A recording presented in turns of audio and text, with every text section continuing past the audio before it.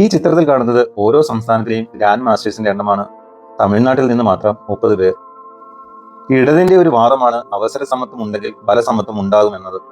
അതുപോലെ disparities in outcome ഉണ്ടെങ്കിൽ അതിന്റെ അർത്ഥം വിവേചനം നടക്കുന്നുവെന്നും അവർ പറയുന്നു. ഇവിടെ എന്തെങ്കിലും വിവേചനം നടന്നിട്ടോ തമിഴ്നാടിന് എന്തെങ്കിലും പ്രത്യേകം സഹായം ചെയ്തിട്ടോ അതോ തമിഴ്നാട്ടിൽ ബുദ്ധി കൂടിയ ആളുകൾ ഉള്ളതോ ആണോ ഈ വലിയ വ്യത്യാസത്തിന് കാരണം? ഇതുപോലെ ക്രിക്കറ്റ് എടുത്താൽ മുംബൈ, ഫുട്ബോൾ എടുത്താൽ ബംഗാൾ, മികച്ച തിരക്കഥാഎഴുത്തുകാരും ടെക്നീഷ്യൻസും എടുത്താൽ കേരളം, അങ്ങനെ ഓരോന്നിലും ചില പ്രദേശങ്ങൾ, ഗ്രൂപ്പുകൾ മറ്റുള്ളവരെക്കാൾ വളരെ മുമ്പിൽ നിൽക്കുന്നത് കാണാം.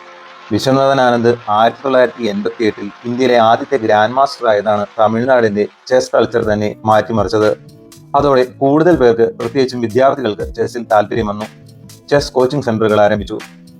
അതിൽ തന്നെ തന്റെ ഗവൺമെന്റ് ജോബ് ഉപേക്ഷിച്ച് രമേശ് എന്ന ഗ്രാൻഡ് മാസ്റ്റർ ആരംഭിച്ച ചെസ് ഗുരുകുൽ എന്ന സ്ഥാപനത്തിന്റെ പ്രൊഡക്റ്റാണ് പ്രഗ്യാനന്ദെ പോലുള്ളവർ. ഹരിയാന എങ്ങനെയാണോ ബോഗട്ട് സഹോദരിമാർക്ക് ശേഷം ഗുസ്തിയുടെ കേന്ദ്രമായത്, എങ്ങനെയാണോ സച്ചിനും ഗവാസ്കറും ഒക്കെ മുംബൈ ബാറ്റ്സ്മാൻമാരെ സൃഷ്ടിച്ചത്, അതുപോലെ ആനന്ദിൽ നിന്ന് തുടങ്ങിയതാണ് തമിഴ്നാട്ടിലെ ചെസ്സിന്റെ കുറിപ്പ്. സ്പോർട്സിൽ മാത്രമല്ല, ഏത് മേഖലയിലും ഇങ്ങനെ ചില ഗ്രൂപ്പുകളുടെ, അത് പ്രദേശം, പ്രായം, ഭാഷ ഏതുമാകട്ടെ, മേൽക്കോയ്മ കാണാം. മറ്റു പല കാര്യങ്ങളിലും ചിലപ്പോൾ അവർ പുറകിലുമാകാം. അതിന്റെ പുറകിൽ വിവേചനമോ സ്പെഷ്യൽ പ്രിഫറൻസോ ഒന്നും ആകണമെന്ന് നിർബന്ധമില്ല. കൾച്ചർ, ചില മൈൽ സ്റ്റോൺ ഇവന്റുകൾ, ആളുകളുടെ താല്പര്യം, സാഹചര്യം, അങ്ങനെ പലതും അവിടെ ഫാക്ടറാകും.